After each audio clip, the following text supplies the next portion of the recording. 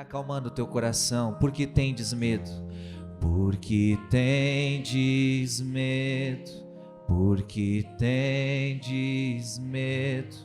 Porque tendes medo. E você vai cantar para ele: acalma a minha tempestade. Acalma minha tempestade, acalma o meu coração, devolve a paz que vem de ti, Senhor. Olha, devolve a paz que vem de ti, Senhor. Aumenta a minha fé em ti, não me deixa fraquejar jamais. Ao som da tua voz, só preciso esperar, a tempestade vai acalmar.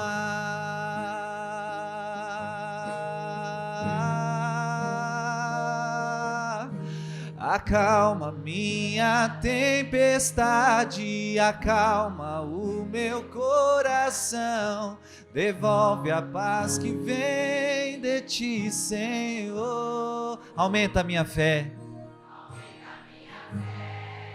Não me deixa fraquejar ao som da sua voz. Só preciso esperar, a tempestade vai acalmar. Respira fundo. Sente que Deus está acalmando com todas as suas tempestades.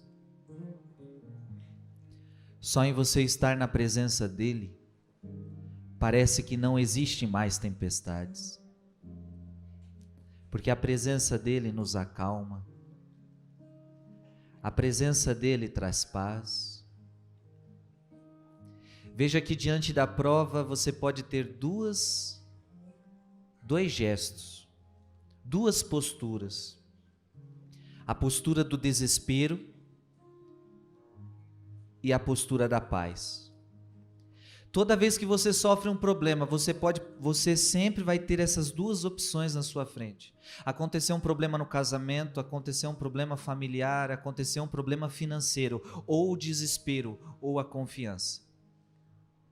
E naquela barca existiam essas duas posturas. A postura do desespero era a postura dos discípulos, ficaram berrando e gritando: você não se importa que a gente morra, a gente vai morrer neste lugar, a tempestade vai destruir com a gente. Essa é a atitude do desespero. Nós também, na hora do sofrimento, dizemos: Senhor, eu não aguento mais, por que comigo? Por que eu? Por que estou passando por isso? Essa é a atitude do desespero.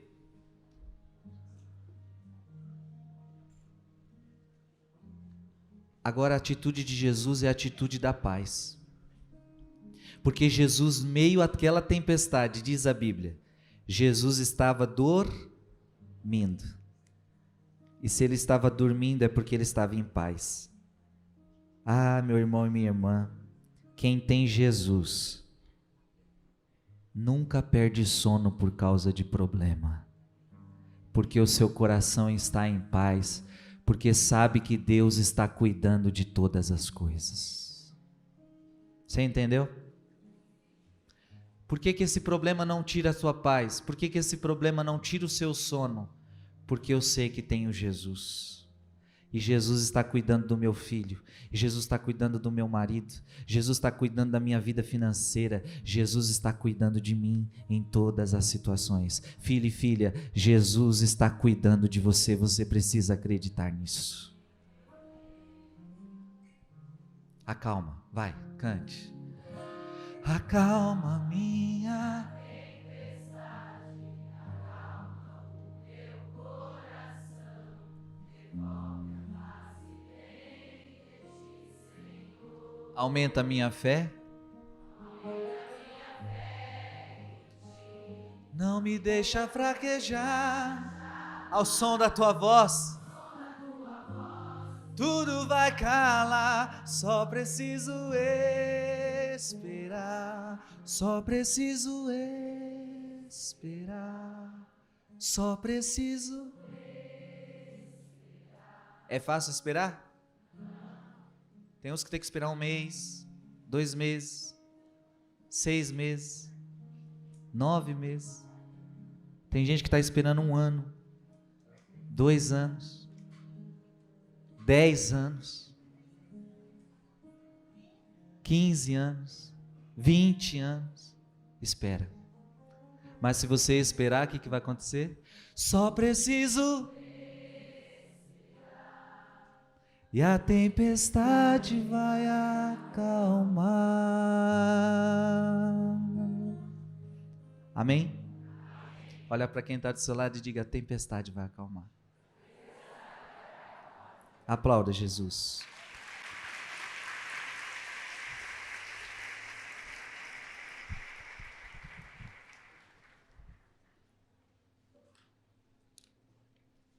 Agora sim vocês estão calminho. Gente, Deus está falando conosco esses 2 dias, sim ou não? Sim. Eu tenho uma convicção que Deus trouxe você para este evento, para esse retiro, para levantar um povo. O tema do encontro é Santos para essa geração. Então veja, Deus trouxe você aqui, Deus escolheu você a dedo, porque muita gente poderia ter vindo para esse encontro, muita gente poderia estar aqui, mas foi você o escolhido. Deus mexeu no seu coração, Deus cutucou o seu coração e disse: eu quero que você vá. E tem gente que saiu de longe para estar aqui, tem gente que passou dificuldades para estar aqui. Mas por quê? Porque Deus te escolheu para estar aqui, porque Deus quer levantar você com santidade para esta geração. Irmãos e irmãs, o que está no meu coração é que se 12 homens foram capazes de levar o evangelho ao mundo todo, se 12 homens foram capazes de impactar o mundo todo, o que vamos fazer aqui? Olha, somos quase 4.000 pessoas, será que nós podemos impactar este mundo com a nossa santidade, sim ou não? Portanto, Deus te trouxe aqui para que ao sairmos daqui, nós saiamos com um propósito de santidade para impactar essa geração. Para impactar essa geração.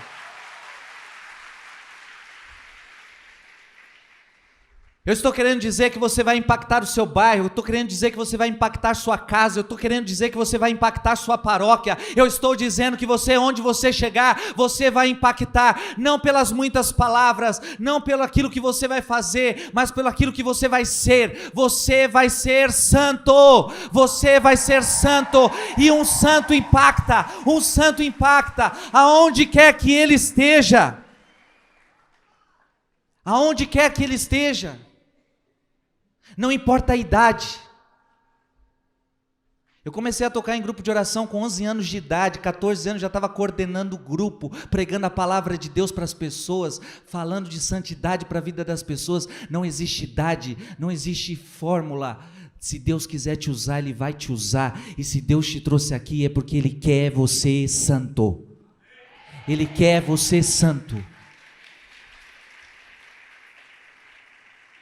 Santos para essa geração. Eu quero ser santo, diga. Eu quero ser santo.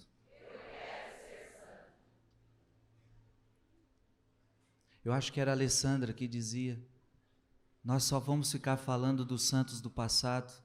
Nós temos que falar dos santos atuais, nós temos que começar a falar de você, temos que começar a falar da sua santidade. Você inspira tanta santidade que a gente vai começar a falar de você, a gente vai começar a se inspirar em você, porque o seu seguimento de Jesus é tão profundo, o teu seguimento de Jesus é tão forte, que eu quero seguir os seus passos.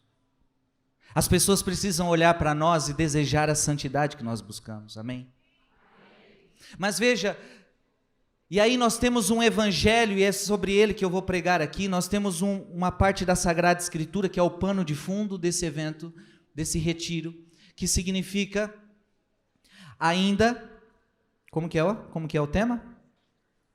Ainda não tendes resistido até o sangue na luta contra o pecado. Repete comigo, ainda. não tendes resistido até o sangue na luta contra o pecado. Olha para quem está do seu lado e diga: seu ser vergonha. Ainda, diga, ainda, você não resistiu até o sangue. Até o sangue. Até o sangue. Na vossa luta contra o pecado. É verdade ou não é?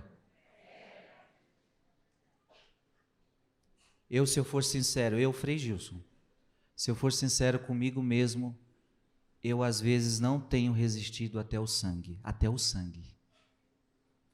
E a palavra de Deus, ela está nos provocando isso. É para resistir até o sangue. Significa então que a igreja, a palavra, está nos convidando a um martírio. A um martírio diário.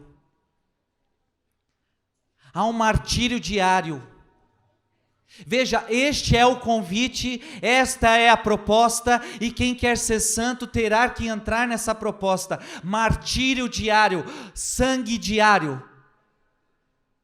Luta contra o pecado, ainda não resististes até o sangue. Veja, desde Adão existe uma luta pela santidade. Então essa palavra está nos dizendo que não existe santidade sem luta. Não existe santidade sem luta. Se você quer ser santo, para essa geração, você vai precisar então lutar.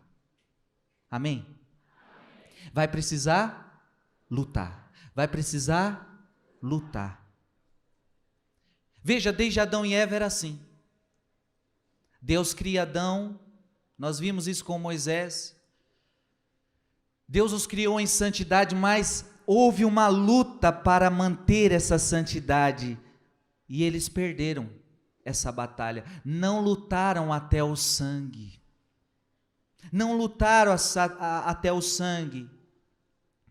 Veja, Satanás, ele é um grande opositor da santidade. Não suporta ver pessoa alguma que tem planos de santidade. Preste atenção nisso. No dia que você fizer planos de santidade, o diabo quer destruir você.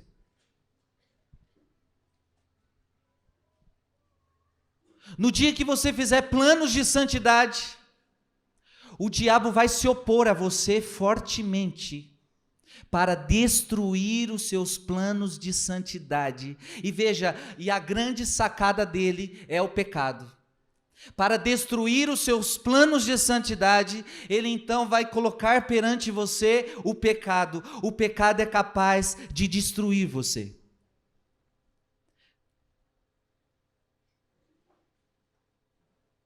E é claro que depois do pecado de Adão e Eva, essa luta ficou mais feroz. Porque Adão e Eva não tinham a concupiscência. Preste atenção. Eles não tinham inclinação para fazer coisa ruim.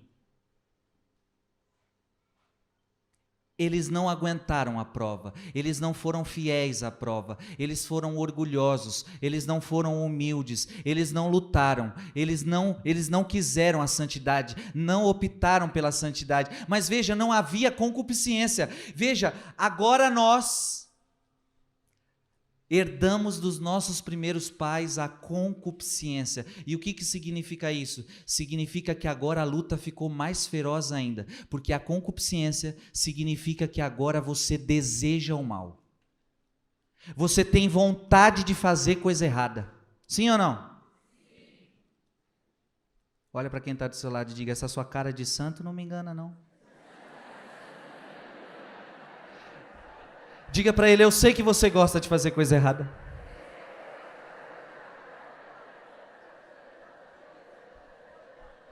É verdade ou não é? Quando a gente vê alguém fazendo coisa errada, a nossa língua não coça para falar mal? Coça. O homem, quando vê uma mulher bonita, não sente um monte de coisa dentro dele? Sente ou não sente? Sente. A mulher a mesma coisa? Sente.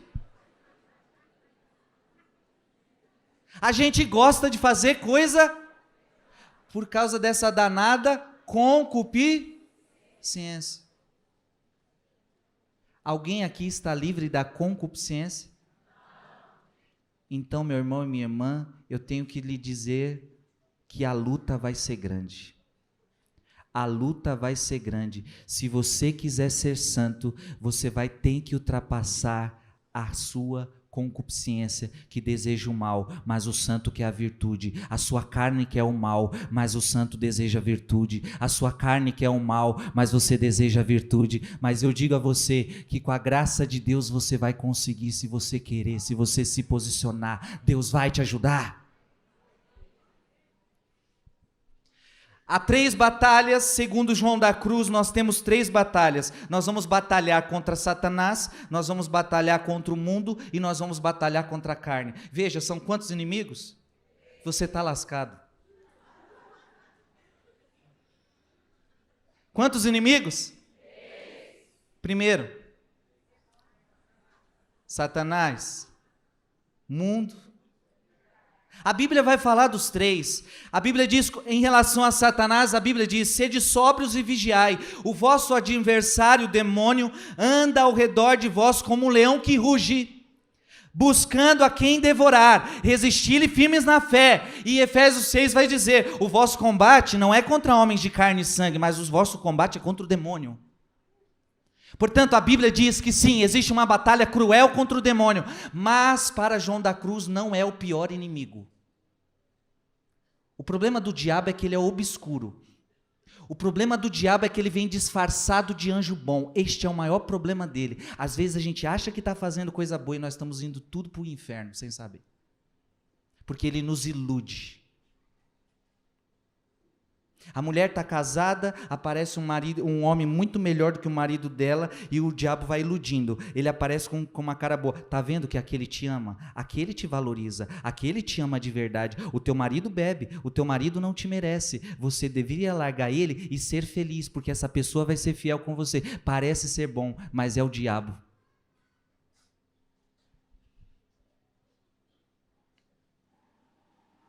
Você está entendendo? A batalha contra o diabo existe, ele é um leão que ele... Veja, o diabo ronda você. A Bíblia diz que tem um anjo da guarda sobre nós, então sobre você tem um anjo da guarda. Sim, graças a Deus. Sobre você tem o Espírito Santo, tem a Santíssima Trindade, tem Nossa Senhora, mas sobre você também existe um cão, um leão que fica rodando você, querendo devorar você. Só que o teu Deus é mais forte que ele.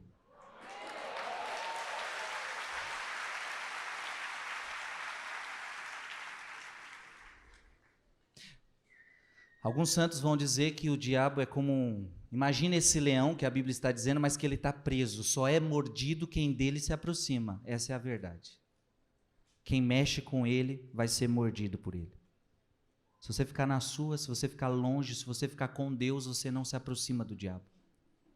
A segunda batalha é contra o mundo, e a Bíblia também nos diz isso: não vos conformeis com este mundo, mas transformai-vos pela renovação do vosso espírito, para que possais discernir qual é a vontade de Deus, o que é bom, o que lhe agrada, o que é perfeito. Veja, você está no mundo, claro, ninguém está pedindo para você sair do mundo, mas você tem que viver no mundo, discernindo o que lhe agrada, o que agrada a Deus, o que não agrada a Deus. Então você vai viver no mundo, mas não vai fazer tudo que todo mundo faz. Não, você vai viver no mundo como Deus quer que você viva neste mundo, fazendo a vontade de Deus. Romanos 12, 2. E Tiago 4,4 vai nos dizer: adúlteros. Veja que a Bíblia está nos chamando de adúlteros. Adúlteros, não sabeis que o amor do mundo é abominado por Deus? Essa palavra é forte, hein? Não sabeis que o amor do mundo é abominado por Deus? Deus abomina quando a gente ama as coisas do mundo. Todo aquele que quer ser amigo do mundo constitui-se inimigo de Deus. Tiago 4,4. Você tem uma luta contra Satanás, você tem uma luta contra este mundo. Então veja, se você quer ser santo para essa geração, então você vai ter que lutar contra Satanás, você vai ter que lutar contra o mundo e você vai ter que lutar contra a sua carne. E aqui para São João da Cruz esse é o pior. Porque Romanos 8, 7, 8, porque o desejo da carne é hostil a Deus, o desejo da carne é hostil a Deus, pois a carne não se submete à lei de Deus, e nem o pode. Os que vivem segundo a carne não podem agradar a Deus. Eu fico, meu Deus, quando eu leio essa palavra, eu falo, meu, é complicado, a coisa é complicada. Olha para quem está do seu lado e diga, é complicado demais. Gente, é complicado ou não é? Porque veja, olha, eu quero que você entenda, a palavra está dizendo, porque o desejo da carne é hostil a Deus. Então, que tudo que a tua carne quer é hostil a Deus. Se ele está dizendo, a Bíblia está dizendo que a carne então tem a concupiscência, a carne quer pecado. Escuta o que o Frei está lhe dizendo, a carne quer pecado, a carne gosta de pecado. Desculpa dizer, ela não gosta de rosário. Carne nenhuma gosta de adoração, carne nenhuma gosta de terço, carne nenhuma gosta de oração, carne gosta de comer, descansar, praia, piscina, shopping, que mais? Rede, água de coco, Netflix, WhatsApp, Instagram, deitado na cama, Facebook, Instagram, YouTube, e fica ali, e vai, é isso que sua carne gosta. Ela é hostil a Deus, ela quer só coisa ruim, ela quer pecado, às vezes não é nem o pecado, mas é algo que depois vai te levar para o pecado, ela é hostil a Deus, e veja, e o que escandaliza na leitura é que a carne não se submete à lei de Deus. Diga comigo, a carne não se submete à lei de Deus. Entenda o que eu vou lhe dizer agora. A tua carne jamais se converterá a Jesus Cristo.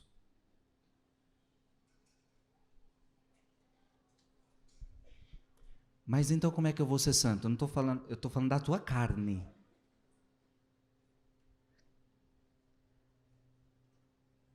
Significa que mesmo que você atinja graus enormes de santidade, a luta contra a carne sempre vai continuar. Ela nunca vai desistir de pecar, ela nunca vai desistir de querer fazer coisa errada. E nós vemos a carne até na vida dos santos fazendo arruaça, tentando. Claro, eu estou dizendo que a carne não se converte, porque a Bíblia está dizendo isso. A carne não se submete à lei de Deus, e diz a Bíblia, e nem o pode. Não pode, não dá. Ela foi corrompida. Eu achei que no dia que eu ia me ordenar, no dia que eu me ordenei, Padre Edmilson, o dia que o bispo colocou a mão na minha cabeça, eu achei que ia acabar todos os desejos, ia acabar todas as paixões, e eu não ia ter mais problema nenhum, porque a unção de Deus veio sobre mim. Olha o Padre Edmilson dizendo aqui, quem dera. Você já pensou se houvesse a unção de matar a sua carne? E aí a sua carne sossegasse? Aí você só tinha que pensar, eu quero isso mesmo, eu quero ou não quero?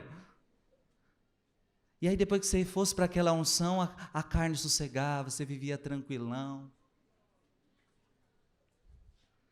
Mas desculpa dizer, este mundo não existe. Olha para quem está do seu lado e diga, esquece.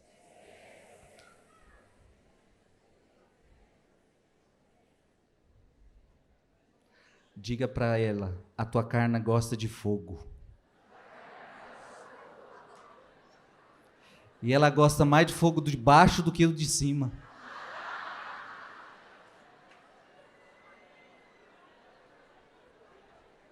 Infelizmente. Você está entendendo, sim ou não? Então é por isso que a Bíblia então está nos dizendo, você quer ser santo, então vai ter que ter uma luta diária até o sangue, porque a tua carne vai querer pecado, e aí para você dizer não para essa carne, meu irmão, você vai ter que sofrer muito, mas só vai conseguir fazer essa violência quem ama o seu Senhor, quem ama Jesus Cristo. Quem não amar não vai conseguir.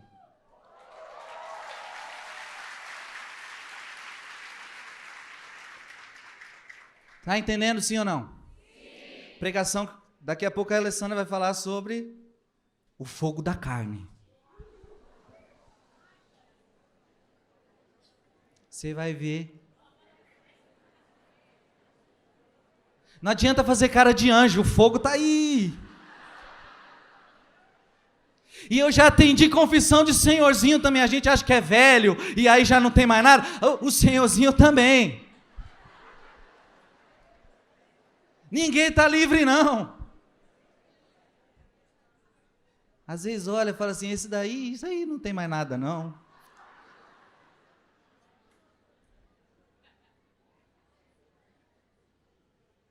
Deus tem santidade para você. Eu vou terminar essa minha pregação falando de Francisco de Assis. E olha aqui o que aconteceu com Francisco de Assis. A carne dele, ele entregava para o pecado. A carne dele, ele entregava para prostitutas. Francisco se corrompeu no sexo. Francisco era desguerrado nessa questão de sexo desregrado. Mas quando ele se converte, ele começou a ter luta diária, ele começou a lutar até o sangue. Eu vou trazer algumas coisas aqui, e olha que lindo que aconteceu com Francisco. A carne dele ficou igual à de Jesus Cristo. Ele foi tão violento com a carne dele, ele foi tão violento com a carne dele, ele lutou tanto com o sangue, ele lutou tanto que Deus deu um prêmio para ele. A tua carne, Francisco, se parecerá com a minha. 5 chagas. Quem dera se eu e você tivéssemos a honra de a minha carne se parecer com a carne de Jesus Cristo. Mas hoje nós vivemos uma geração light, onde tudo pode. Católico pode beber, católico pode fumar, católico pode fazer o que quiser. Eu já estou cansado de ouvir isso. Porque depois ela se converte à igreja protestante, aí começa a usar roupa decente, porque na igreja católica eu usava roupa indecente. Parei de beber, porque na igreja católica eu enchi a cara. Então nós estamos vivendo uma geração light. Nada é pecado, tudo pode. E aí, meu irmão e minha irmã, se você tem essa consciência de que tudo pode, você não vai conseguir alcançar o que nós estamos falando aqui, amém? Aliás, tudo você pode, mas nem tudo te convém. Olha para quem está do seu lado, cria juízo.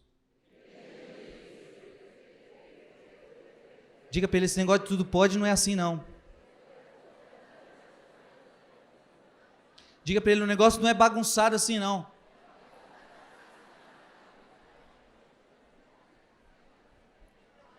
Amém? Mas tem também o cristão morno. O cristão morno é aquele que está na igreja, mas está no mundo também.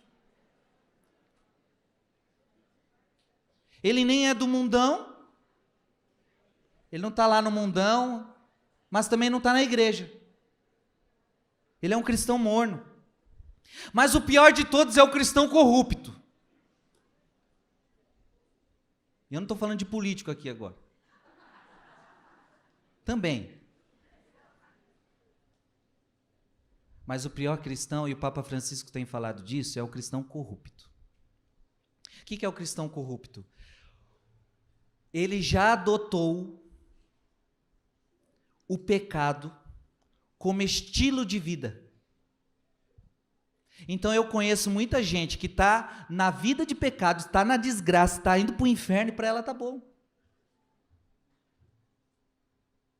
Por quê? Você adotou o pecado como seu estilo de vida. É tipo assim, por isso que a gente fala, muitas vezes a gente olha um político roubando, a gente diz assim, é corrupto. Por quê? Ele rouba, para ele não está roubando nada. Ele rouba 1 milhão, 2 milhões, não roubei nada. E tem gente que diz assim, tem muito político que diz, eu roubo, mas eu faço. Então tem muita gente na igreja assim também. Eu faço isso na minha vida, mas não tem nada a ver, eu sou ministro da Eucaristia. Eu sirvo a liturgia. Eu faço isso e faço aquilo para Deus, eu rezo novena. Eu rezo em casa, eu sou uma pessoa de fé, só que você está vivendo a corrupção, você está vivendo no pecado, você está vivendo muitas coisas que desagradam a Deus, e se você se acomodou com isso, se você já não acha isso errado, se você está tranquilo nessa situação, então você é corrupto. E aí Papa Francisco fala, isso é muito ruim, porque o pecador, ele clama misericórdia, mas o corrupto não, ele não acha que precisa de misericórdia, então ele vai viver no pecado e a coisa pode se complicar. Amém? Mas também existe o bom cristão. E eu queria que aqui você entendesse uma coisa. O bom cristão é o bom cristão. Mas o que significa esse bom cristão? Ele se contenta em observar os mandamentos, nada mais do que isso. Ele se contenta em ser um bom cristão, ele não quer ser santo. Então você tem essa escolha, você não precisa ser santo, você pode ser só um bom cristão. O que é um bom cristão? Ele cumpre os mandamentos, vai para o céu? Vai. Porque, deixa eu te dar a receita, você quer a receita para ir para o céu? Posso falar? Mas não estou dando a receita da santidade, estou te dando a receita para ir para o céu só. Quer ou não quer? É simples, é só você não morrer em nenhum pecado mortal.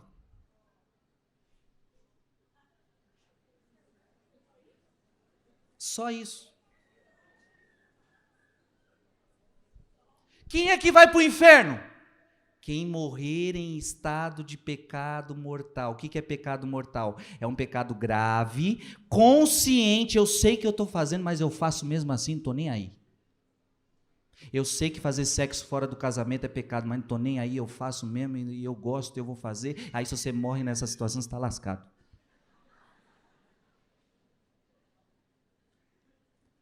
Não sou eu que estou dizendo, abre o seu livrinho amarelo que você deveria ter em casa, Catecismo da Igreja Católica, lá existe um parágrafo, que eu não sei o número, procura, roda ele inteiro, você vai achar, está escrito lá, que aquele que morrer em estado de pecado mortal desce direto aos infernos. Você entendeu, sim ou não? Por isso, o jovem rico pergunta para Jesus, o que eu preciso fazer para entrar na vida eterna? Pronto, a mesma coisa que eu disse aqui, Jesus falou, obedece os mandamentos e você entra na vida eterna, porque os mandamentos, qualquer mandamento que você peca, você está cometendo um pecado mortal. Então, se você obedeceu os mandamentos, você entrou no céu. Se você honrou teu pai e tua mãe, se você foi nas missas aos domingos, se você não guardou mágoa de ninguém, perdoou todo mundo, se você não teve relação sexual fora do casamento, se você não desejou a mulher do outro, se você não roubou, se você obedeceu os 10 mandamentos, não cometeu nenhum pecado mortal, morreu sem pecado mortal, amém, está salvo, ganhou a vida eterna.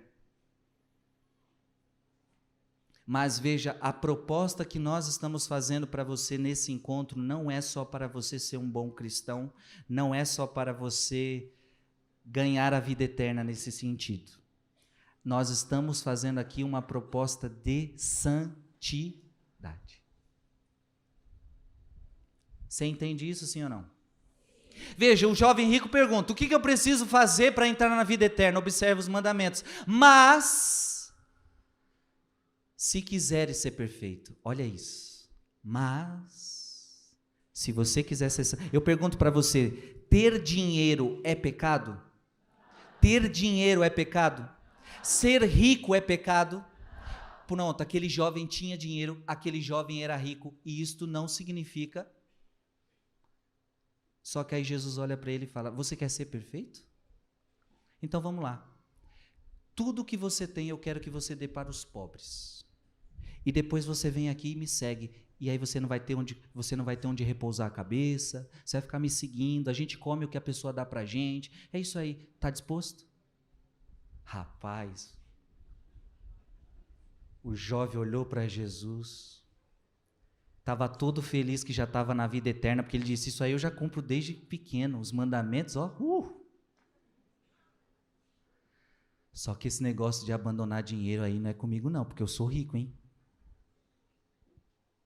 O jovem rico foi?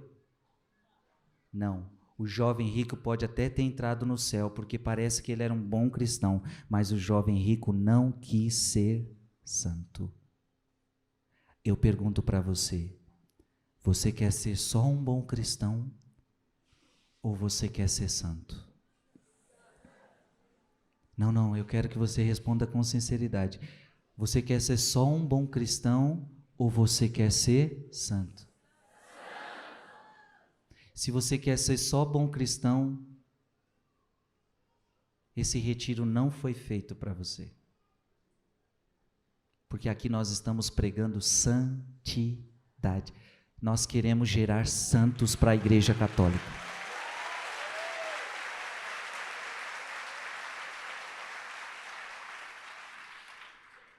Nós queremos gerar santos para a Igreja Católica aqui. E eu estou vendo a carinha de muitos santos católicos que vai surgir deste lugar.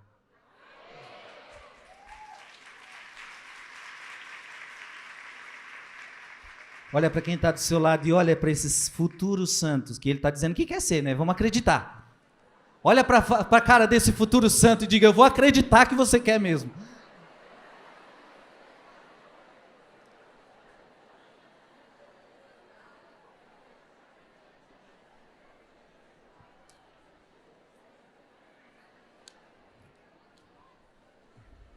Amém.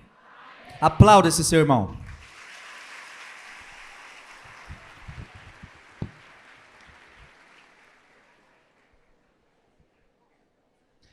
Você está entendendo, sim ou não? Então eu vou avançar, preste atenção que agora a coisa vai começar a apertar o caldo aqui. Mas eu nem apertei. Mateus 11:12, não abra sua Bíblia, só marque se você tem caneta e papel, guarda no seu coração. Mateus 11:12, Moisés já falou dessa palavra ontem. Desde a época de João Batista até o presente. Presente é agora. Diga, desde a época de João Batista. Até o presente. O reino dos céus é arrebatado à força. E são os violentos que o conquistam. Aleluia. É para sair um povo violento aqui.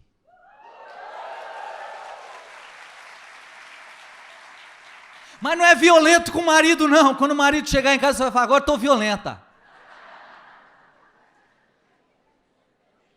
Você vai sair daqui violenta no amor, violenta na santidade, violenta na paciência, violenta na alegria, violento na bondade, violento na santidade. Amém? Deus pode contar com você, sim ou não? Gálatas 5:24, por quê? Porque os que são de Jesus Cristo crucificaram a carne. Aleluia! Meu Deus do céu, preste atenção. A tua carne vai se converter? Mas você pode crucificá-la. Eu estou lendo a Bíblia, só não estou lendo agora, mas está lá. Com as suas paixões e as suas concupiscências. Olha que lindo, a sua carne está cheia de paixão, a tua carne está cheia de concupiscência, então o santo, ele não vai conseguir converter a carne, mas o santo vai crucificar a carne por amor a Jesus Cristo.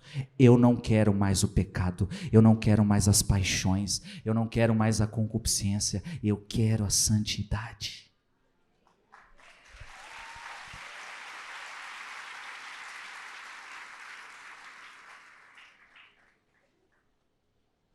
Qualquer tratado de vida espiritual que você for buscar, qualquer tratado de vida espiritual sério, você vai encontrar então, porque nós estamos falando de tudo isso, uma temática. A temática é mortificação. Então eu quero agora apresentar para você, filho e filha, um caminho de mortificação.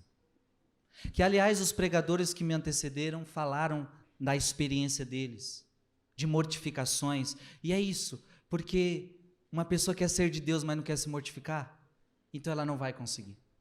Veja, na luta contra as más, a mortificação é o quê? É a luta contra as más inclinações que há dentro de você. Então, para lutar contra essas más inclinações, você vai submeter-se a mortificações. Para quê? Para que a sua carne se submeta a Deus, para que a tua vontade seja de Deus.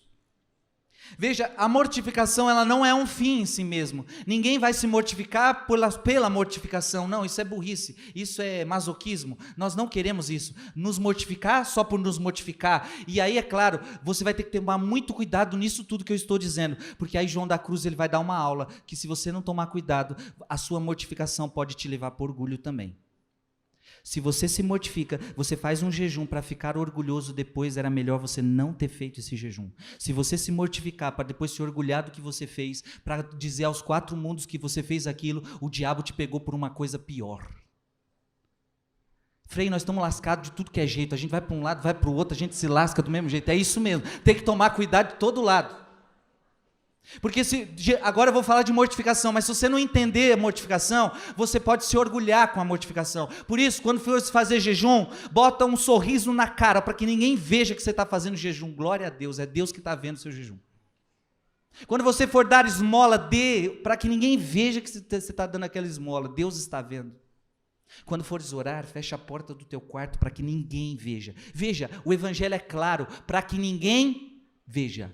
Ninguém precisa saber das suas mortificações, a não ser o seu confessor, o seu diretor espiritual, até para você não fazer besteira e loucura, e achar que as coisas, muitas vezes, e isso também você tem que tomar cuidado para achar que vem de Deus, às vezes é o seu desejo pessoal. Veja, a mortificação, ela não tem significado em si mesmo, é Deus quem te leva a fazer para acabar com determinadas vaidades, determinadas paixões que existem dentro de você. Então você vai precisar ter sabedoria. Diga comigo, dai-me sabedoria. E quando eu digo de mortificação, é para que nós entendamos que nós vamos tratar o corpo de uma maneira certa. Nós temos que tratar o corpo como um médico que prescreve remédios desagradáveis para curar. Então a mortificação é isso, nós vamos prescrever ao nosso corpo remédios desagradáveis, mas esses remédios desagradáveis não é para maltratá-lo, mas é para curá-lo. Nós não gostamos, penitência não é bom. E veja, nós temos que destruir hoje, porque hoje existe a cultura de um falso amor ao corpo. Parece que o povo ama o corpo. Então você vê as pessoas cuidando bem da saúde, você vê a academia, você vê todo mundo querendo deixar tudo em pé. Você vê, parece que o povo ama o corpo, ama coisíssima nenhuma, é tudo vaidade. Porque se amasse o corpo, não entregaria a ele as paixões, a relações sexuais, a sexo desregrado. Não ama o corpo, ama a si mesmo, ama a vaidade.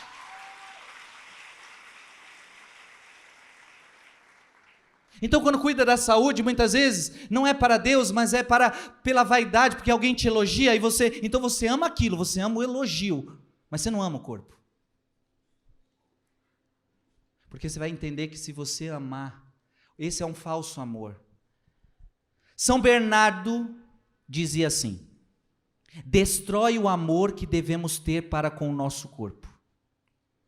Uma tal compaixão com o corpo é uma grande crueldade. Olha, ter compaixão do corpo, não submeter ele a mortificações é uma grande crueldade. Por quê? Porque poupando-se o corpo, mata-se a alma. Se você poupar o seu corpo, você vai matar a sua alma. Somos em verdade cruéis para com o nosso corpo, afligindo-o com penitências, porém mais cruéis sois vós contra o vosso, satisfazendo seus apetites nesta vida, pois assim o condenais juntamente com a vossa alma a padecer infinitamente mais na eternidade. Então São Bernardo está dizendo aqui, olha, é muito importante que você faça mortificação. É muito importante que você faça penitência. É muito importante que você faça esse teu corpo sofrer. Você está entendendo? Olha para quem está do seu lado e diga, você está preparado?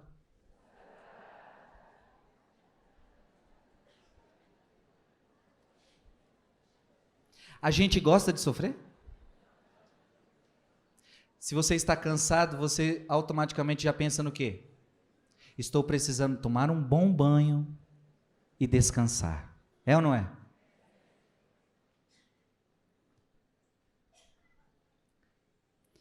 São Francisco de Assis diz assim: se me desejas ter junto de ti, deves aceitar como amargo o que é doce, e como doce o que é amargo. Então, nesse caminho, nós vamos ter que achar satisfação nas penitências, no sentido de que nós vamos ter que ignorar as coisas que gostamos e ficar com aquelas que nós não gostamos, para não satisfazermos o nosso corpo. Alguns vão dizer assim, mas não precisa fazer mortificação. Basta mortificar a vontade. Basta mortificar a vontade. São Luís Gonzaga diria: deveis fazer isso, mas sem deixar aquilo. Ou seja, sim, mortificar a vontade, sim, mas nós precisamos também mortificar o nosso corpo rebelde. Amém? São Paulo apóstolo parece que fazia isso. São Paulo apóstolo parece que mortificava-se. Olha o que Paulo diz: castigo o meu corpo e o reduzo à escravidão. Sem a mortificação do corpo, é difícil submetê-lo à vontade de Deus. Olha o que Paulo dizia: castigo o meu corpo e o reduzo à escravidão. Com essa palavra, nós vemos que Paulo, ele tinha uma vida de mortificação. Então veja, o Frei está dizendo que você então vai ter que resistir até o sangue na vossa luta contra o pecado. Então vai ser uma luta diária e você então vai precisar domar a tua carne. Então veja, a mortificação então é para domar a sua carne, porque se você não domá-la, ela vai ficar mais forte que você.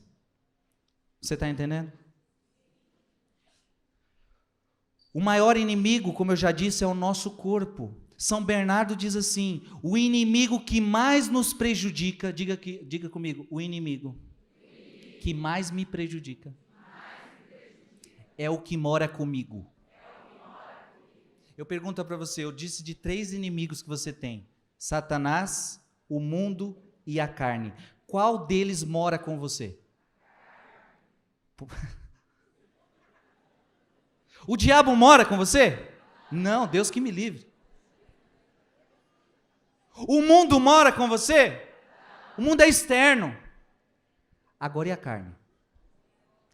Está aí, ó. Você trouxe a carcaça para cá.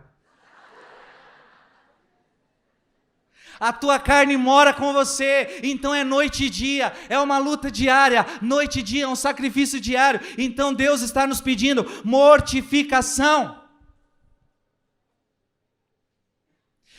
A mortificação contra o pecado é a nossa obrigação. Veja, eu não estou aqui dizendo que nós temos que mortificar só o pecado. Mortificar o pecado é a tua obrigação. Você não faz mais que a tua obrigação de não pecar. Mas veja, a mortificação, ela também vai entrar nas coisas que são lícitas. Diga comigo, coisas lícitas. Então, sim, é lícito assistir a Netflix, não tem problema, mas muitas vezes eu vou me mortificar.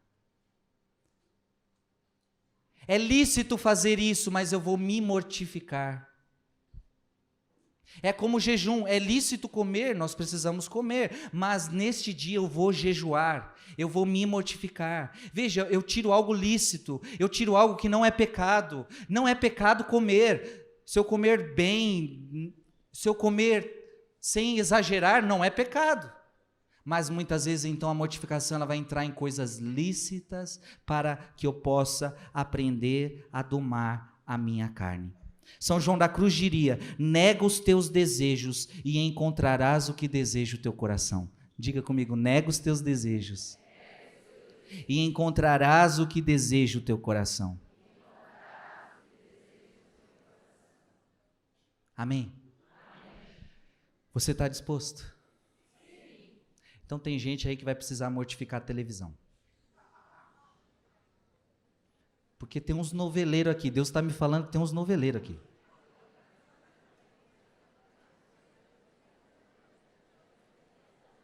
Tem gente aqui que vai precisar mortificar o celular.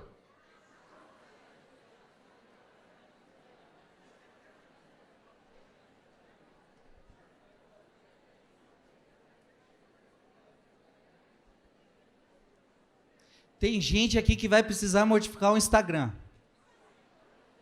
Vai precisar mortificar o Facebook.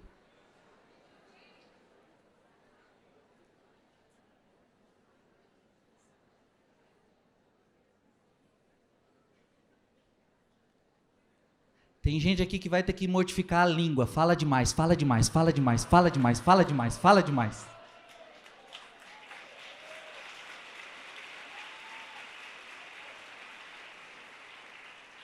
É pecado falar? É pecado falar coisa errada. É pecado falar coisa boa? Mas se falar demais, fala demais, fala demais, tem que mortificar.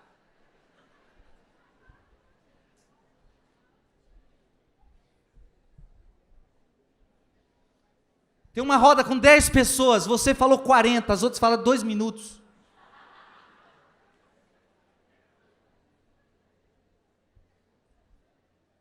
Frei, eu não gosto de lavar louça, eu não gosto de lavar louça, vai ter que mortificar.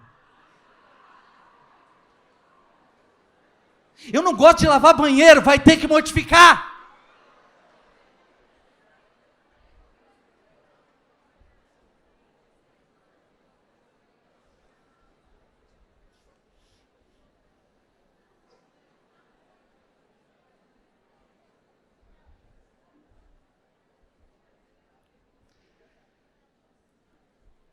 Quando eu entrei no convento, eu vou contar algo que eu nunca contei.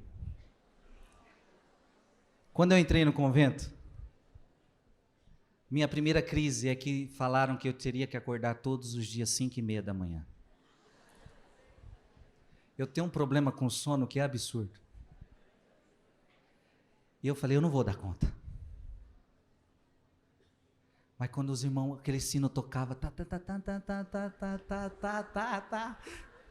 e ainda os freios ficavam jogando na cabeça da gente, o sino é a voz de Deus, o sino é a voz... é a voz de Deus te chamando para a capela. E eu falo, Deus me deixa em paz.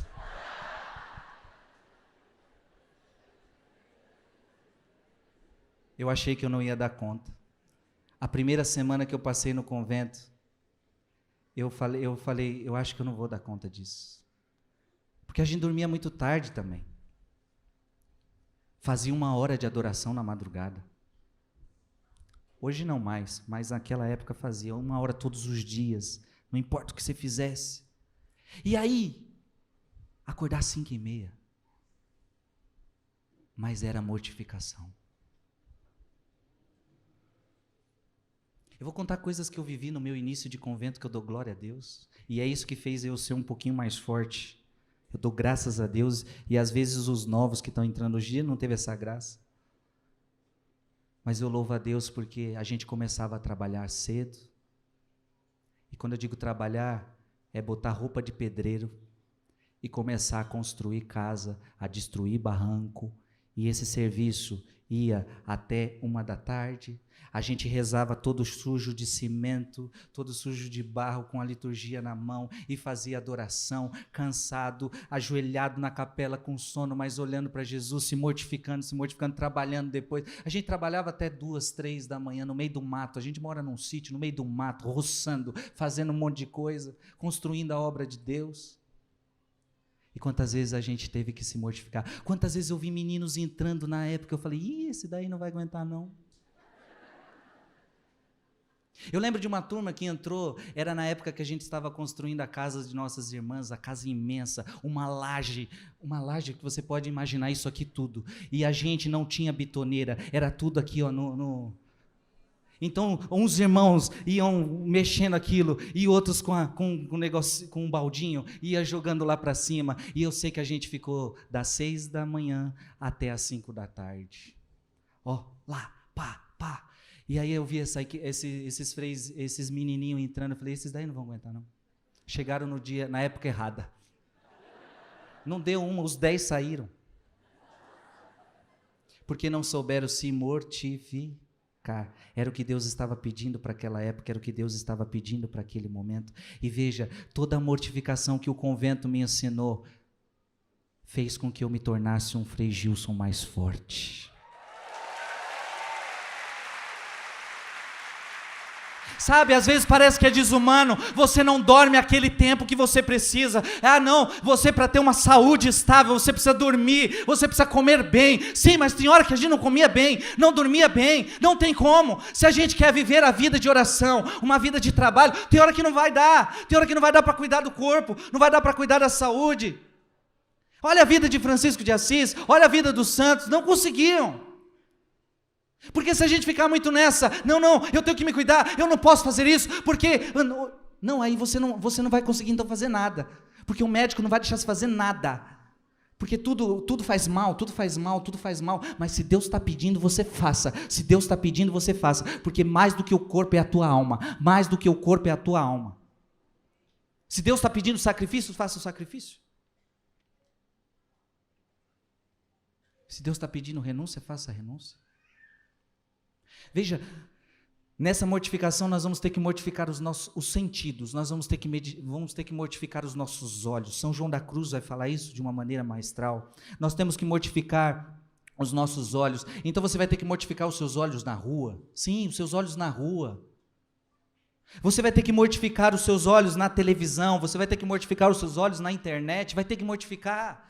Porque os teus olhos têm que gostar mais de ver o Santíssimo, de ver as coisas de Deus, de ter prazer nas coisas de Deus do que ter prazer nas coisas do mundo. Aliás, se você sente mais prazer nas coisas do mundo do que nas coisas de Deus, está errado. O meu prazer está na lei de Deus, o meu prazer está na presença de Deus. Eu prefiro olhar para Deus, eu gosto mais de olhar para a palavra do que para a televisão. Mas enquanto você não tiver isso, enquanto você não mortificar, você não vai conseguir vencer isso.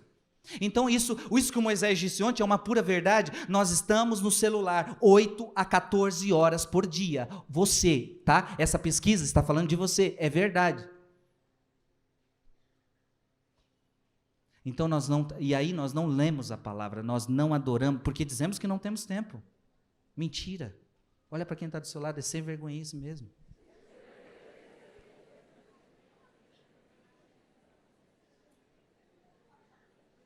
Diga para ela, mortifica os seus olhos. Mortifica os seus olhos que só gosta de ver os defeitos dos outros. Tem gente que parece que está aqui, ó, tá olhando.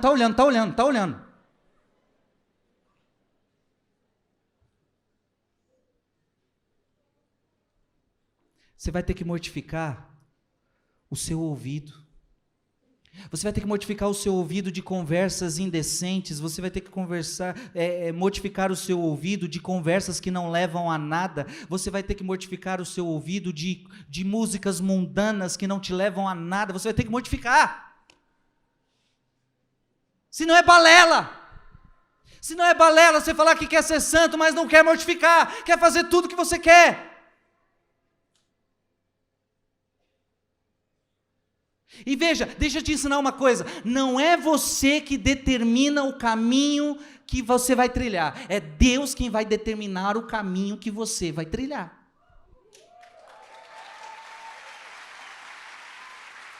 Não é você que vai dizer para Deus, o meu caminho é esse, tá? Não, é Deus que vai te dizer, não, o teu caminho é esse.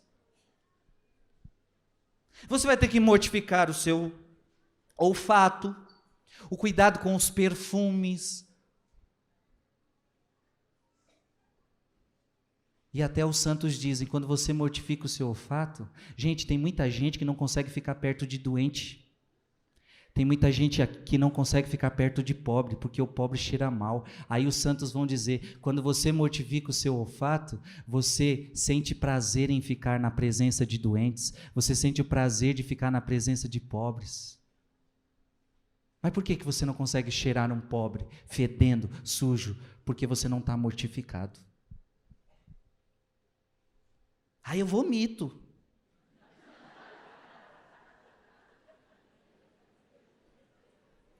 Você vomita porque não sabe cheirar a dor humana.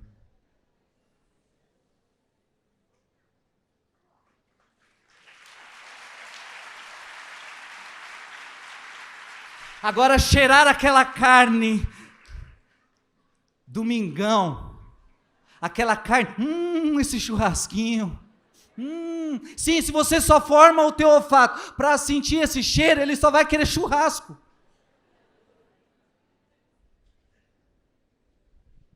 O seu tato, o jeito de você se relacionar com as pessoas, o jeito de você tocar nas pessoas, o jeito de você abraçar, o jeito de você se tocar, o jeito do seu tato.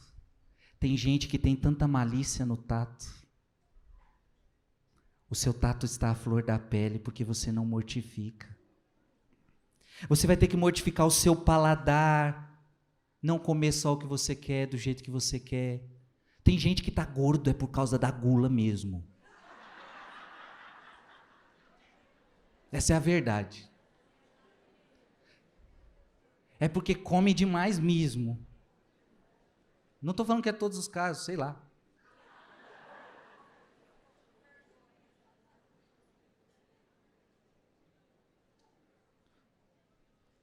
Santa Catarina de Sena dizia: é impossível que aquele que não se mortifica no comer conserve a inocência, visto que Adão a perdeu em razão do gosto de comer.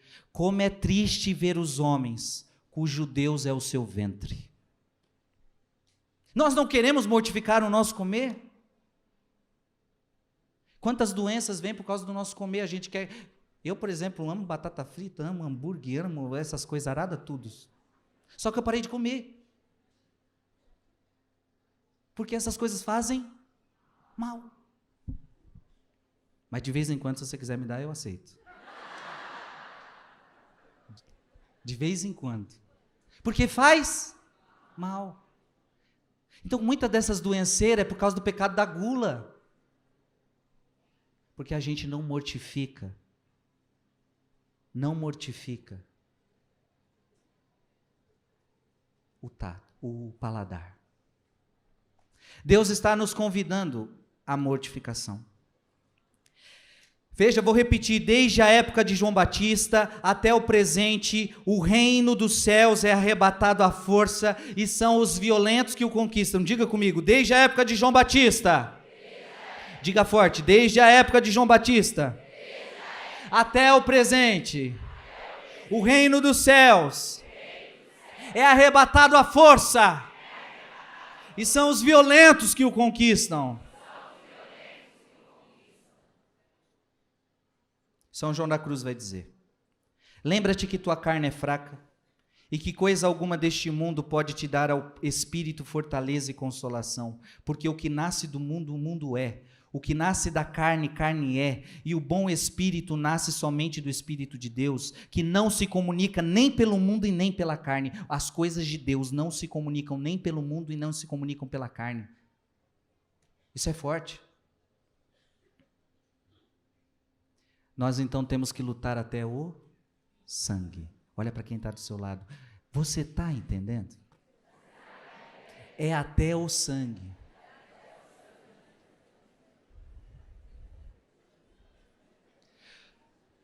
Deixa eu fazer uma pergunta para vocês. Posso dar alguns exemplos práticos? Posso ou não posso? Você vai aguentar? Não, eu tenho que perguntar de novo. Você vai aguentar? Você que está namorando. Você que é noivo. Vocês estão ali. Aí começa o rala-rala. Começa beijinho, começa abracinho.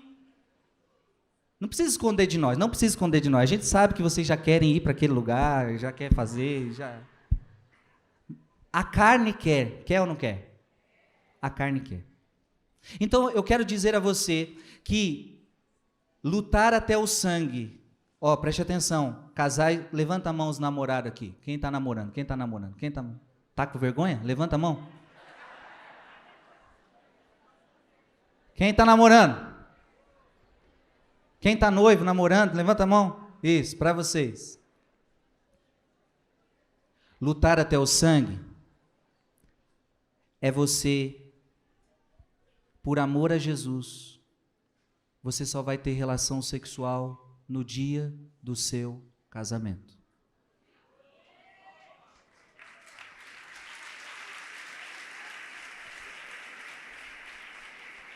Mas vai ter dia que vai ser difícil, então é sangue, é sangue, é sangue, é sangue, é sangue. Vai ter dia que vai ser difícil, vai, é sangue, é sangue, é sangue, é sangue, é sangue, é sangue.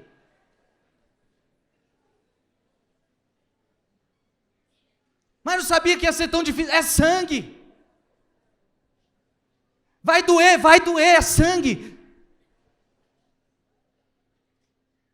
E tem gente que vai ter que acabar namoro porque o outro não quer. Então se o outro não quer, que Moisés diz, dá um chute na bunda dele e fala, não, comigo é sangue.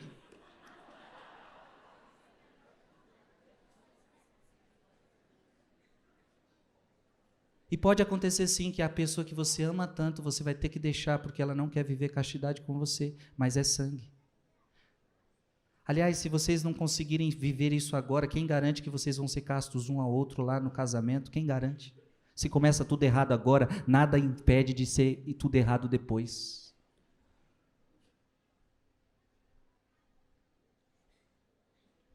Vou dar um outro exemplo. As pessoas vão machucar você, as pessoas vão trair você, as pessoas vão falar mal de você pelas costas, as pessoas vão caluniar você, só que o evangelho não dá brecha. Você vai ter que perdoar todo mundo, vai ter que perdoar todo mundo, não importa o que a pessoa te fez, não importa se é quem é culpado, quem não é culpado, você vai ter que perdoar. E perdoar dói, e perdoar custa, e perdoar é difícil, Frei. Então é sangue. Você está entendendo? É difícil perdoar, é difícil, é sangue.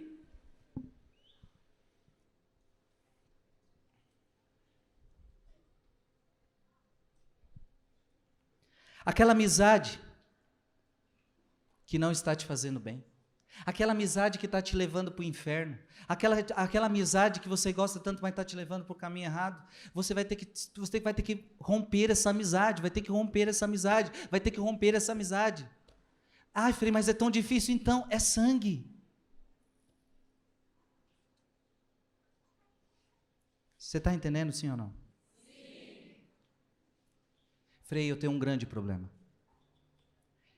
Eu tenho atração pelas pessoas do mesmo sexo.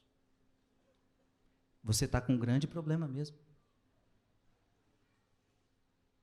E talvez teremos que estudar a sua história, por que você está vivendo isso, mas a verdade para você não muda em relação a nós. Temos que viver a castidade. Então, se você tem atração por pessoa do mesmo sexo, você vai ter que viver a castidade. Você não vai poder fazer, você não vai poder namorar, você não vai poder se... Não vai poder.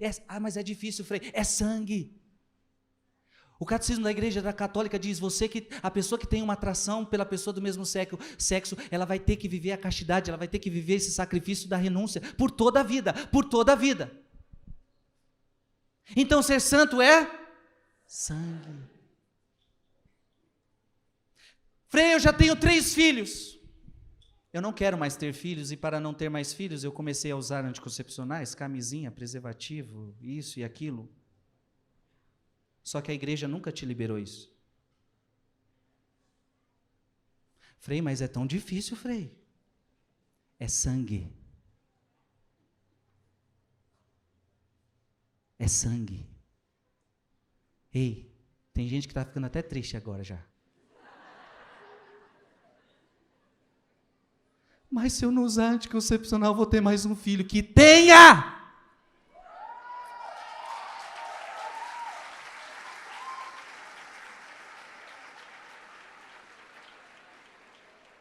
E se não quiser mais ter, porque já o planejamento convém que não tenha, então que faça do jeito de Deus, o jeito natural.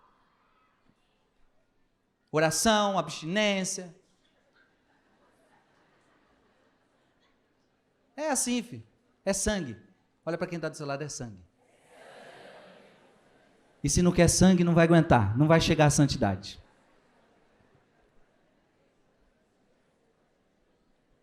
Fui casada, me separei, fui casada na igreja, bonitinho, me separei, arrumei uma bênção, Frei. Agora eu estou feliz de verdade. Só que presta atenção, você foi casada, você não conseguiu a nulidade matrimonial, e agora você achou alguém que você consegue ser feliz. Não. Mas, Frei, eu amo tanto ela, Frei, e não sei o quê, não sei o quê. Não. Eu vou ter que fazer esse sacrifício, vou ter que fazer essa renúncia. É sangue. Se eu não conseguir a nulidade, você é casada por toda a vida. Qualquer pessoa que você se unir, segundo a palavra de Deus, você está cometendo adultério. É doído, né? Olha para quem está do seu lado. Agora eu estou entendendo que é sangue mesmo.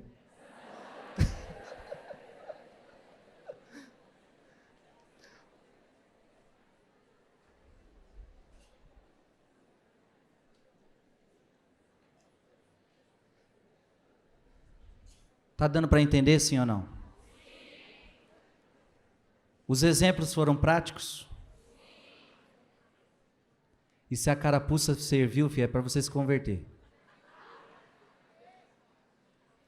Aplaude Jesus.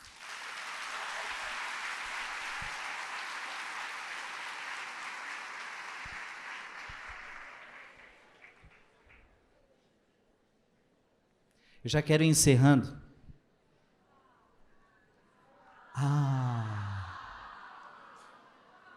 Vocês gostam de penitência, né? Vocês gostam de levar tapa na cara mesmo, né? Vocês querem ser santos, né? Aleluia, Deus!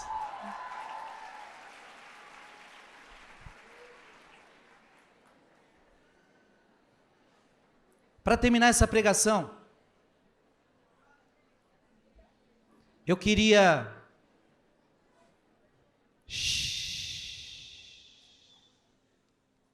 Para terminar essa pregação, eu queria trazer Francisco de Assis. Um homem que viveu no pecado. Quem de nós aqui um dia não viveu no pecado?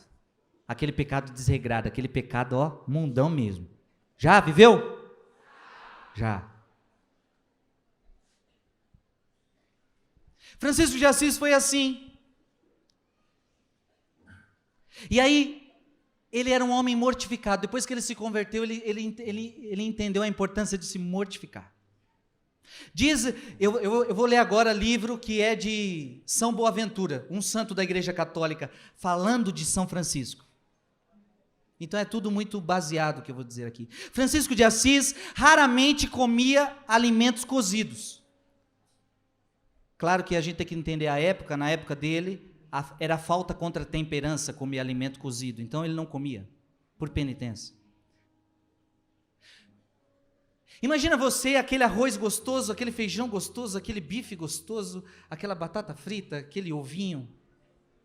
Aí o que Francisco de Assis fazia? Ele colocava cinzas sobre o seu alimento, para que o seu alimento ficasse um pouquinho menos bom. Ou então ele colocava água. Imagina você pegar isso e jogar um pouquinho de água assim, para tirar o gosto. Ele se penitenciava desse jeito. Ele tinha uma austeridade muito grande consigo mesmo, mas ele tinha uma caridade assombrosa com o próximo. Quando ele saía de casa, ele comia tudo que as pessoas davam a ele, mas quando ele voltava para sua casa, ele fazia penitência. A sua cama era a terra, na maioria das vezes.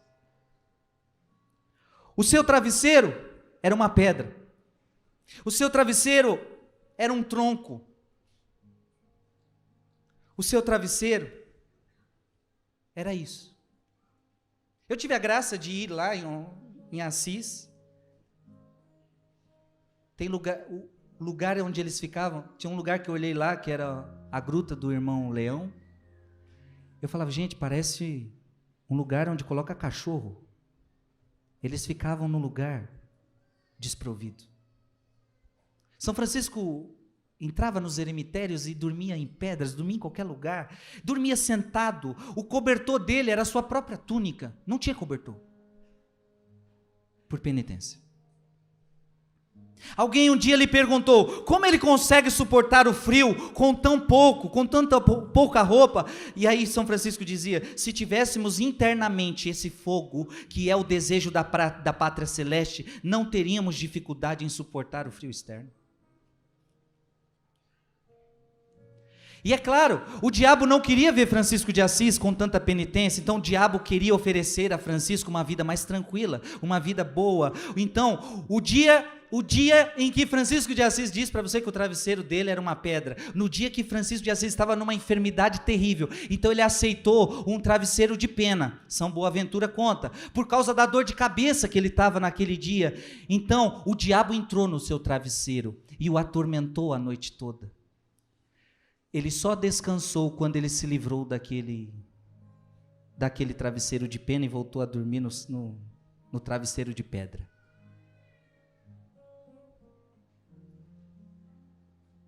Francisco de Assis, ele lutava até o sangue para ser fiel na castidade. Por quê? Porque se prostituiu demais, a sua carne era muito feroz. Francisco vigiava constantemente sobre si mesmo, tomando todo cuidado em conservar puros sua alma e seu corpo. No início de sua conversão, em pleno inverno, às vezes, mergulhava num fosso cheio de água gelada para reprimir os desejos desordenados da concupiscência e preservar ilesos os ardores torpes do deleite e cândida veste de seu pudor original. Um homem espiritual, afirmava ele, suportava mais facilmente o frio que congela o corpo do que o ardor do mais leve desejo carnal que domine o espírito. Então Francisco de Assis, quando sentia desejo carnal, ele se jogava num lugar cheio de gelo. Uma noite, enquanto orava num cubículo do eremitério de Sarteano, um antigo inimigo o chamou 3 vezes, um inimigo, Satanás. Francisco, Francisco, Francisco, o que queres? Perguntou Francisco. E Satanás disse: não há no mundo nenhum pecador a quem Deus não perdoe, se converter. Mas se você continuar se tratando com essa dureza de penitências, você nunca mais alcançará a misericórdia. Era uma proposta do inimigo para que Francisco de Assis deixasse aquela vida penitente. Francisco, Deus perdoa você, Deus é misericordioso, você não precisa fazer tanta penitência. Francisco, para de se penitenciar. Era a proposta do diabo para ele. Logo após o diálogo citado, por instigação daquele cujo sopro faz arder brasas, viu-se Francisco a braços com uma violenta tentação carnal. Veja, depois desse diálogo com o diabo, ele sentiu o desejo carnal. Como amante da castidade, logo se deu conta, tirou a roupa e começou a chicotear-se violentamente com uma corda. Ao mesmo tempo ele dizia: anda, irmão asno, assim é que deves estar, assim que tu deves apanhar. A túnica é um hábito religioso, um símbolo de santidade. Um vicioso não tem direito de a roubar. Se queres ir onde pensas, vai assim como estás. Mas não ficou por aí. No ímpeto de fervor de espírito, ele saiu da cela e foi para o jardim e rolou na grossa camada de neve a corpo nu. Depois molda com as mãos 7 bonecos de neve e põe-se diante deles e interpela o irmão asno. Aí tens, este maior é a tua mulher, estes 4 são 2 filhos, os 2 são o criado e a criada, porque não podes passar sem criados. Anda, vai vesti-los, senão morrem de frio. Eu não sei se você está entendendo. Depois dessa tentação, o diabo bateu em retirada e nunca mais Francisco de Assis passou por aquela tentação. Olha que bonito. Parece loucura, não parece? Ele começou a sentir desejo de sexo, ele sentiu desejo de sexo, e o que ele fez? Tirou a roupa, se jogou no gelo, construiu bonecos, falou: eu senti vontade de ter família, eu senti vontade de ter sexo, mas eu estou crucificando a minha carne. E diz São Boaventura que a partir daquele dia ele nunca mais teve aqueles desejos fortes. Por quê? Destruiu pela mortificação. Eu não estou falando agora que você vai sair daqui se rolando no gelo, abrindo a geladeira e ficando lá dentro. Um dia vão abrir o freezer e você vai estar lá dentro. O que está acontecendo? Não, estou aqui, eu estou mortificando. Eu não estou dizendo que você agora vai arrumar um chicote, vai começar a se chicotear, mas Deus vai mostrar para você o que você tem que fazer. Às vezes o seu chicote é deixar esse celular de lado. Às vezes o seu chicote é cortar contatos de celulares que você tem. A preguiça. Quanto à preguiça, dizia que é preciso dominar a carne preguiçosa e rebelde, mediante contínuas disciplinas e frutuosas fadigas. Por isso, agora você vai entender, por isso ele chamava o corpo de irmão asno. O corpo ele chamava de irmão, por quê? Indicando assim que é necessário carregá-los de trabalhos e fadigas. O asno é aquele que carrega. Então ele fala, o meu corpo é o irmão asno. Ele chamava o corpo dele, você é o meu irmão asno. Tem que comer pouco e trabalhar muito. Porque senão você fica muito feroz. Por isso quando via, olha que interessante, ó, abre os teus ouvidos. Por isso quando via algum ocioso e vagabundo, conhece algum ocioso ou vagabundo? Desses que pretendem viver às expensas do suor dos outros, conhece alguém assim?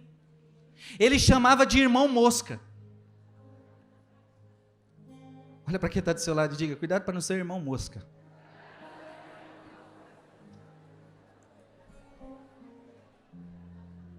O que é o irmão mosca? O que é uma mosca, gente? Ela não faz nada de bom. Usa mal os bens recebidos. E chega a se converter em objeto de abominação pelos outros, é ou não é? Você olha a mosca e você fala, que bicho chato. Todo mundo odeia a mosca. Aí quando Francisco chamava de irmão mosca, era um irmão preguiçoso. Ninguém suporta você porque você é preguiçoso. E por isso Paulo dizia, aquele que não quer trabalhar também não deveria nem comer. Francisco, ele falava para os seus irmãos, façam penitência.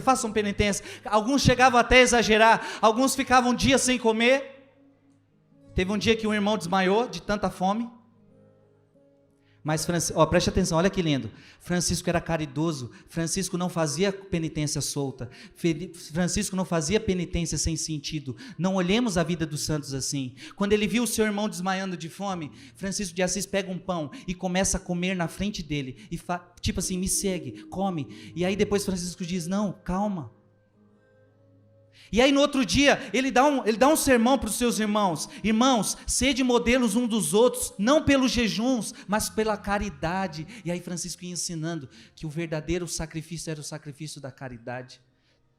Nós não vamos fazer penitências que a gente desmaia, não é isso, mas é penitência que nos moldam. Amém? Francisco de Assis, preste atenção, ele dizia que aqueles que querem ser perfeitos devem purificar-se. Diga comigo, aqueles que querem ser perfeitos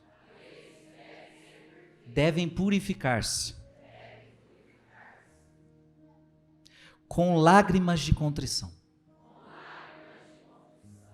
Francisco, ele tinha lágrimas em profusão, lágrimas de contrição. Preste atenção, era tão forte isso, que foi isso que causou a doença dos seus olhos, segundo São Boaventura. Chorava tanto os seus pecados. Chorava. Em consequência de suas constantes lágrimas, veio a sofrer dos olhos, mas quando o médico disse que deveria restringir as lágrimas se quisesse evitar a perda da visão, então o médico chegou e falou, Francisco, se você não parar de chorar, você vai perder sua visão. E aí Francisco disse para o médico, irmão médico, usufruímos da luz deste mundo em comum com as moscas. Não devemos rejeitar a presença da luz eterna apenas para preservá-la. Nosso corpo recebeu a faculdade da visão por causa da alma. A visão que goza a alma não foi dada por causa do corpo. Então ele preferia perder a visão dos olhos a sufocar a devoção do espírito. Ele preferia Ele preferia perder a visão dos olhos a refrear a devoção do Espírito, refreando as lágrimas que limpam os olhos da alma e os tornam capazes de ver a Deus.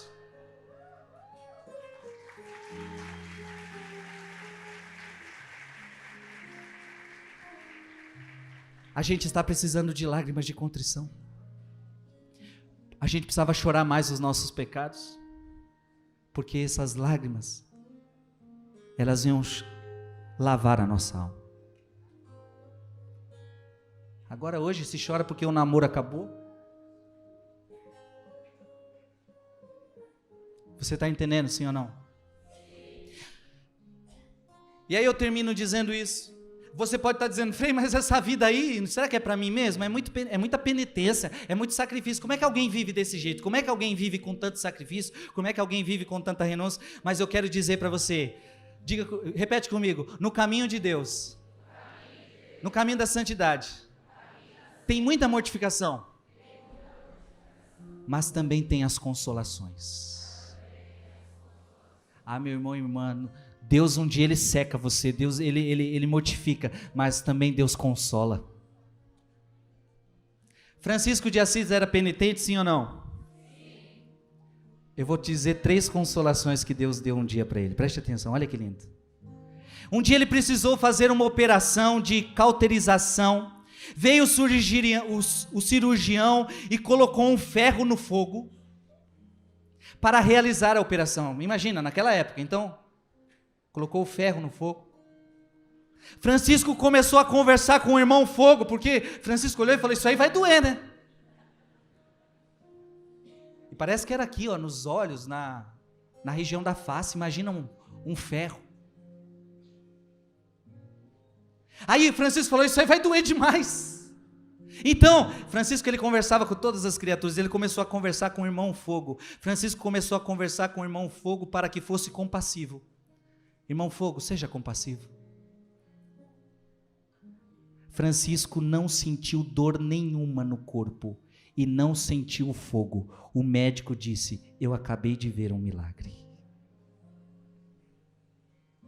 Um dia Francisco de Assis, doente, precisava beber um vinho para curar aquela doença.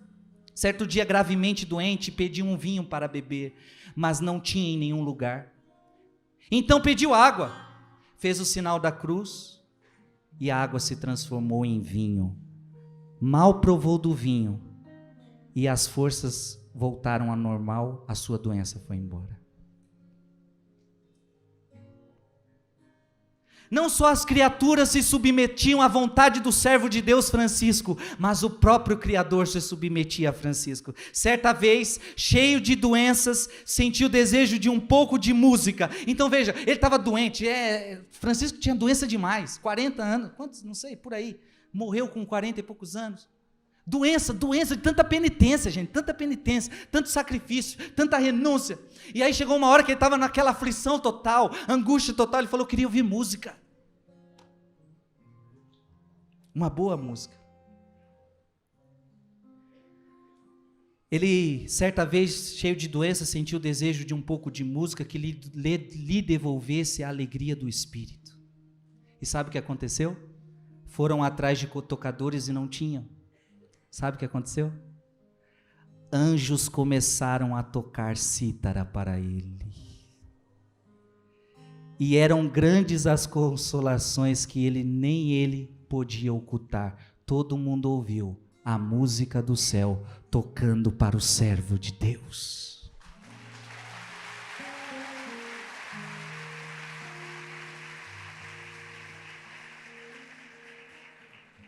Só que não são as consolações deste mundo, são as consolações de Deus. Amém?